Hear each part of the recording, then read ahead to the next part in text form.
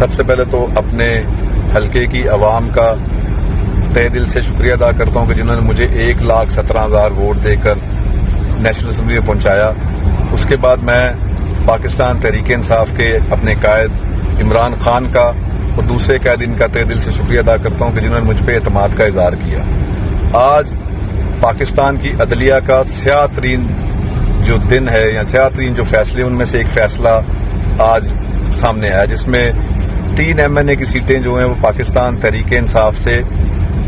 دھونس دھاندلی سے چھین کر اس چوروں کو ٹولوں کے حوالے کر دی گئی ہیں۔ میں یہ واضح کر دینا چاہتا ہوں کہ میرے لیے MNA بننا میرا مقصد نہیں تھا۔ میری زندگی کا ایک ہی مقصد ہے کہ میں اپنے لیڈر عمران خان کے ساتھ ہوں یا نہیں ہوں۔ تو میں اللہ تعالیٰ کے فضل و کرم سے بتا دینا چاہتا ہوں کہ پہلے سے بھی زیادہ ڈٹ کر اپنے لیڈر عمران خان کے نظریے، عمران خان کی کاز اور اپنے حلقے کی عوام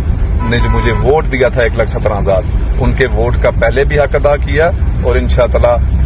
آنے والے وقت میں بھی حق ادا کروں گا۔ رہی بات عدلیہ کے فیصلوں کی، تو میرا خیال ہے یہ ساری دنیا کو پتہ ہے کہ یہ 3 سیٹیں جو ہیں وہ پاکستان تحریک انصاف نے